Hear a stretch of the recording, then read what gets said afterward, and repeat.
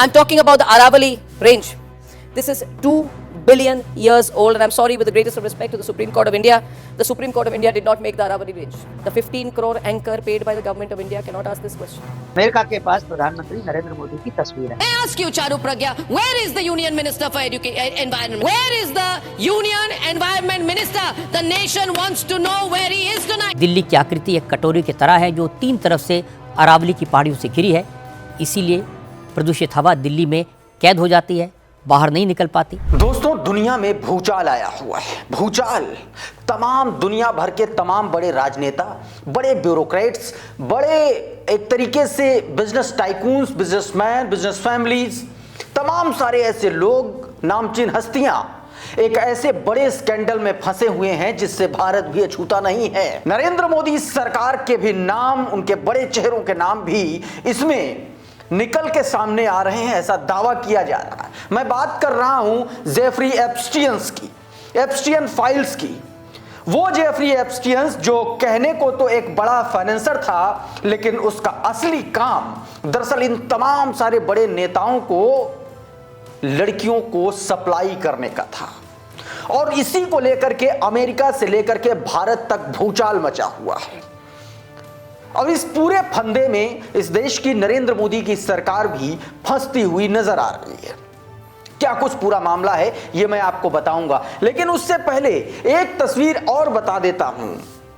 एप्स्टीयन files का पूरा चिट्ठा जो है अब निकल के सामने आ गया है और आखिरकार वही हुआ है जिसका डर था। तो क्या कुछ पूरा मामला है, सब कुछ बताते हैं। बताऊंगा कि बांग्लादेश में किस तरीके से बवाल मचा हुआ है और उसमें भारत का नाम वहां भी निकल के सामने आ रहा है। सारी तस्वीरें एक एक करके आपके सामने रखने जा रहा हूं, लेकिन सबसे पहले जरा इस खबर पर गौर करिए। ये राकेश पाठक के ट्विटर हैंडल से वीडियो निकल के सामने आ, जरा आप ये वीडियो देखिए। ये वीडियो कहने को तो ब्लैंक है दोस्तों, और ब्लैंक पता क्यों है? क्योंकि ये वही जेफरी एप्स्टीयंस की फाइल का चिट्ठा है जिसकी राह जो है दुनिया तक रही थी। लेकिन अब यह कहा जा रहा है कि जो लगभग कहा जा रहा है कि जो 300 जीबी का जो डेटा था, जिसमें 95,000 फोटोज थी, और उन फोटोज में तमाम सारे प्रधानमंत्री, राष्ट्रपति, बिजनेस टाइकून्स, बड़े रॉयल फैमिलीज से जुड़े हुए तमाम सारे लोग, जिसमें उनकी करतूतें कैद थीं, वो तमाम सारी तस्वीरें थी। लेकिन उसमें से उस 300 जीबी के डेटा में से सिर्फ 2.5 जीबी का डेटा ट्रंप ने जारी किया है, ये कहा जा रहा है। इस पर हम लौटेंगे, लेकिन उससे पहले जो दावे किए जा रहे थे वो मैं आपको बताता हूं। आपको पता है कि सुब्रमण्यम स्वामी भारतीय जनता पार्टी के बड़े नेता रहे हैं, और सुब्रमण्यम स्वामी ये ठोक करके कई YouTube चैनल्स में तमाम सारे जगहों पर ये बात कहते नजर आए हैं कि नरेंद्र मोदी के फोटो जो है अमेरिका के पास हैं। अब वो कौन से फोटो हैं, क्या उन फोटो का अमेरिका से क्या कनेक्शन है, क्या नरेंद्र मोदी के फोटो वाकई में अचानक हैं? यह दावा सुब्रमण्यम स्वामी ने किया, और उसी दावे को दोहराते हुए उनके आधार पर वरिष्ठ पत्रकार राकेश पाठक कुछ कह रहे हैं, आपको सुनना चाहिए। इसे सुनिए। देखिए, सुब्रमण्यम स्वामी के सिर्फ ट्वीट नहीं है, उन्होंने कई स्वतंत्र पत्रकारों को इंटरव्यू किए हैं, बड़े बड़े यूट्यूबर्स को। उन्होंने साफ कहा है कि अमेरिका के पास प्रधानमंत्री नरेंद्र मोदी की तस्वीर है, नाम लेकर उन्होंने। अब ये तमाम सारे दावे करने के बाद अब ये कहा जा रहा है कि एप्स्टीयन फाइल्स आते ही सुब्रमण्यम स्वामी अचानक से गायब हो गए हैं, उनका पता नहीं चल रहा है, जो दावे वो कर रहे थे। इस बीच दोस्तों कुछ और तस्वीरें जारी की गई हैं एप्स्टीयन फाइल्स की। उसमें माइक्रोसॉफ्ट के साथ संस्थापक वो शामिल हैं, तमाम बड़े लोग, जो लोग शामिल हैं मैं आपको बताता हूं। इसमें माइक्रोसॉफ्ट के सह संस्थापक Bill Gates, film maker Woody Allen, Google के सह संस्थापक Sergey Brin, philosopher Noam Chomsky और ट्रंप के पूर्व सलाहकार स्टीव बैरन सहित, और इसके अलावा अमेज़न के जो संस्थापक हैं उनका भी नाम निकल के सामने आया। तमाम सारे ऐसे बड़े लोग हैं जिनकी तस्वीरें उजागर हुई हैं। वो तस्वीरें भी मैं आपको कुछ करके दिखलाने की कोशिश करूंगा, लेकिन ये अपने आप में जब से ये पूरा मामला हुआ है देश की राजनीति में भूचाल आया हुआ है। कहा जा रहा है कि इसमें तमाम सारे बड़े नेता भारत से भी जुड़े हुए हैं, तमाम सारे बड़े उद्योगपति भारत के हैं जिनकी तस्वीरें भी हैं। लेकिन इस बीच एक बड़ा खेल ये हुआ कि जो डेटा जारी किया गया, जो आज डेटा जारी होना था, उसमें 300 जीबी का डेटा जारी होना था, लेकिन ट्रंप ने वो डेटा सिर्फ 2.5 GB जारी किया, और जिसका वीडियो मैंने आपको शुरुआत में दिखाया था, ये देखिए ये तस्वीरें, ये पूरा आप जो ब्लैक देख रहे हैं इन पर दरअसल वो तस्वीरें होनी चाहिए थे, लेकिन वो डेटा ही जारी नहीं किया गया है।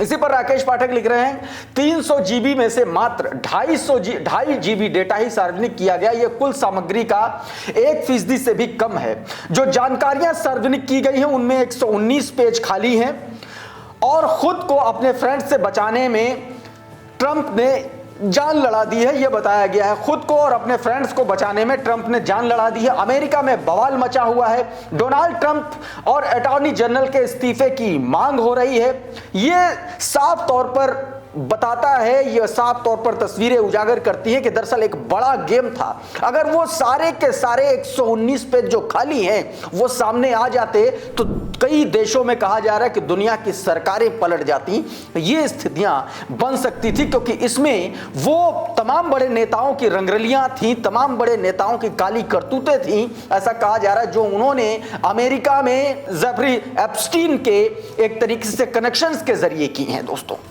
ये तस्वीरें निकल के सामने, अब कुछ दिन पहले कुछ तस्वीरें थी, हम कुछ तस्वीरों को ब्लर करेंगे, गूगल यूट्यूब की गाइडलाइंस का मामला। अब ये तस्वीर देखिए, इसमें माइक्रोसॉफ्ट के साथ संस्थापक दिख रहे हैं, इसमें आप देख रहे हैं कि इनके साथ में एक महिला दिखलाई दे रही है, उस महिला के फेस को ब्लर किया है हमने, लेकिन इस तरीके की तमाम सारी ऐसी तस्वीरें हैं। अब हालांकि ये जो तस्वीरें जारी की गई इसमें यह भी कहा गया इन तस्वीरों से ये कहीं से भी नहीं माना जाना चाहिए कि कुछ गलत हुआ होगा जहां से ये तस्वीरें जारी की गई हैं। एक और तस्वीर मैं आपको दिखाता हूं, एक ये तस्वीर देखिए, ये देखिए, इसमें न्यूयॉर्क टाइम्स के कॉलमनिस्ट भी आपको नजर आ रहे हैं जिनका नाम डेविड ब्रूक्स है। देखिए जरा, डेविड ब्रूक्स, अब इसको लेकर के न्यूयॉर्क टाइम्स ने कहा है कि वो अपनी एक खबर के को लेकर के वहां पर गए थे, इससे आगे और पीछे उनका कभी भी एप्स्टीन्स के कोई संबंध नहीं रहा है।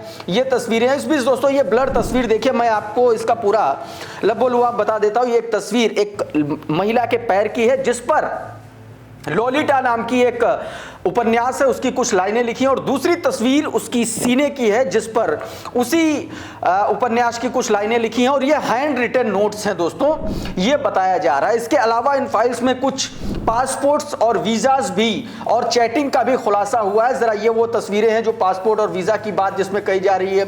इसमें रूस, यूक्रेन, अफ्रीका, दक्षिण अफ्रीका, लिथुआनिया जैसे तमाम सारे कई देशों के पासपोर्ट्स भी मिले हुए, और इसके अलावा एक टेक्स्ट मैसेज भी है जिसको मैं यहां पर ब्लर कर रहा हूं, जिसमें साफ तौर पर रशिया की एक नाबालिग लड़की के लिए पेशकश की गई है जिसमें $1000 की मांग की गई है। ऐसी तस्वीरें निकल के सामने आई हैं दोस्तों। तो कुल मिलाकर के ये है कि जेफरी एप्स्टीन जो है वो उसने पूरी दुनिया को उसकी फाइलों ने हिला करके रख दिया। जेफरी एप्स्टीन जो है दोस्तों वो दरअसल अमेरिका न्यूयॉर्क का रहने वाला एक शख्स था, फाइनेंशियर बुलाता था अपने आप को, लेकिन उसका जो शगल था वो बड़े नेताओं से पहचान करना, कनेक्शन करना, उनको लड़कियों की सप्लाई करना, ये था। 2009 में मेरे ख्याल से वो 2008 में उसे नाबालिग लड़कियों के साथ गलत काम करने के लिए दोषी ठहराया गया और उसको 13 महीने की सजा हुई। उसके बाद फिर से 2019 में उसे तमाम सारे ऐसे ही कामों के लिए उसको दोषी ठहराया गया और फिर उसको गिरफ्तार किया गया। वो जेल में था और उस पर मुकदमा चलने वाला था, उससे पहले ही उसकी मौत हो गई। तमाम सारे लोग कह रहे हैं कि उसको जेल में ही मरवा दिया गया। डोनाल्ड ट्रंप का उसमें नाम सामने आता है, दावे किए जाते हैं, और सरकारी दस्तावेजों में यह है कि उसने सुसाइड कर लिया।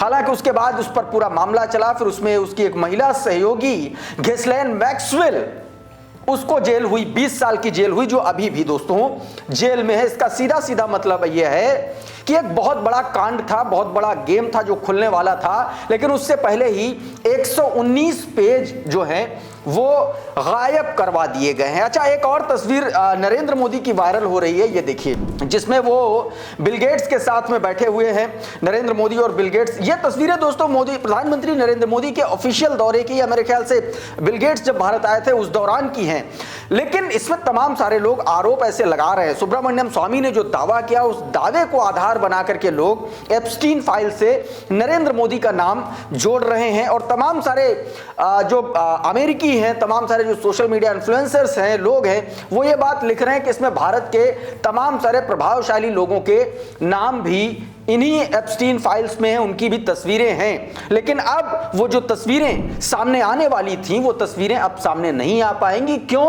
क्योंकि उन तस्वीरों में उनमें से 119 पेज गायब कर दिया गया है, यानी कि जो 300 जीबी का डेटा जारी होना था उसमें सिर्फ 2.5 जीबी का डेटा जो है जारी किया गया है।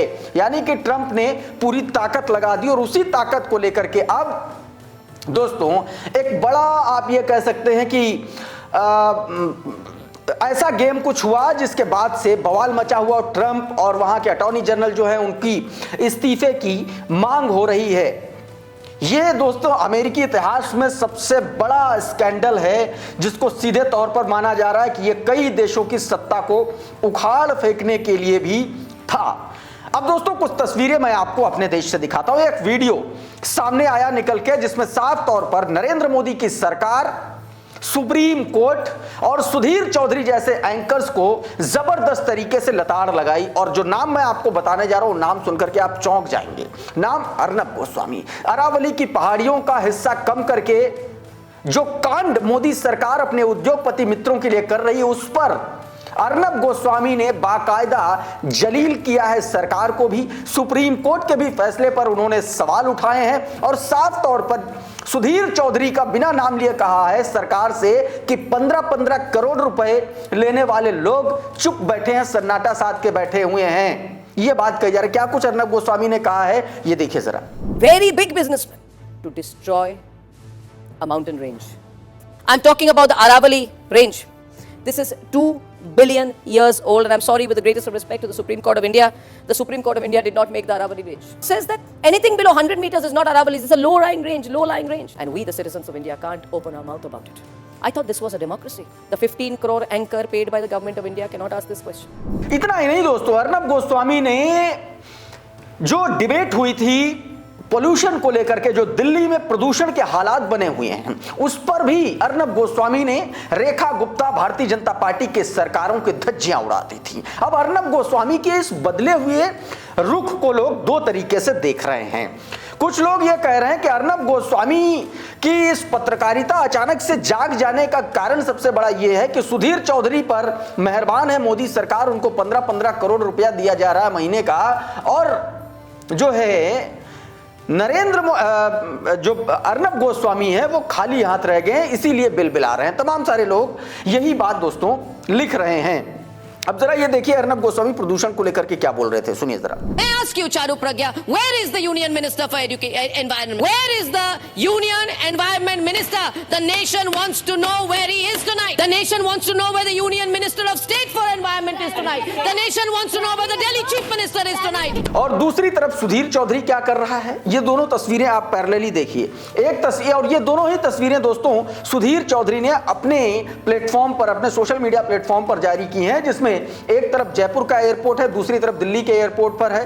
दोनों में कंपेयर करते हुए वो बता रहे हैं कि देखिए कितनी धुंध है दिल्ली में, ये बताने की कोशिश कर। लेकिन सबसे बड़ा सवाल ये है कि जब इनको ये सब कुछ दिख रहा है तो इनके डिकोड में ये सब कुछ क्यों नहीं दिखता, ये इन तस्वीरों को क्यों नहीं डिकोड करते हैं डीडी पर। अब तो डीडी में है, सरकार द्वारा सहायता प्राप्त चैनल है, तो इसलिए अब और ज्यादा ये फंसे हुए नजर आ रहे हैं कि अब जो है ये एकदम ही एक्सपोज हो गए हैं, ये ऐसी बातें कही जा रही हैं। इस बीच रजत शर्मा नाम का जो चिंटू है वो भी एक्सपोज हो गया। पता क्या बता रहा है, कह रहा है कि दिल्ली में प्रदूषण इसलिए है कि वो अरावली की पहाड़ियों से घिरा हुआ है, इसलिए धुआं इधर उधर जा नहीं पाता, प्रदूषण निकल नहीं पाता है। अब आप ये सोचे कितना गिरा हुआ, कितना नीच आदमी है ये। अरावली की पहाड़ियां लाखों हजारों साल पुरानी, लाखों साल पुरानी वो पहाड़ियां, उनको अपने उद्योगपति मित्रों के खनन के लिए सरकार ने जो है उनकी ऊंचाई कम कर दी, अरावली का क्षेत्र कम कर दिया ताकि वहां तब खनन हो सके। और उस पर ये देखिए सारा का सारा मामला गेम करते हुए कैसे कह रहा, शर्म नहीं आती इस आदमी को। सुनिए जरा पहले। कि दिल्ली की भौगोलिक स्थिति एक बड़ी वजह है दिल्ली की आकृति एक कटोरी की तरह है जो तीन तरफ से अरावली की पहाड़ियों से घिरी है, इसीलिए प्रदूषित हवा दिल्ली में कैद हो जाती है, बाहर नहीं निकल पाती। अब इस पर जो है कपिल बिश्नोई लिख रहे हैं कि कौन कहता है कि कुत्ता सबसे वफादार जानवर होता है। इस जानवर को देखिए, कुत्तों की वफादारी को भूल जाओगे। सरकार को असली अरावली को खनन करना है, इसलिए अपने मालिक की वफादारी में लग गया। दिल्ली के प्रदूषण का कारण अरावली की पहाड़ियों को बता रहा है।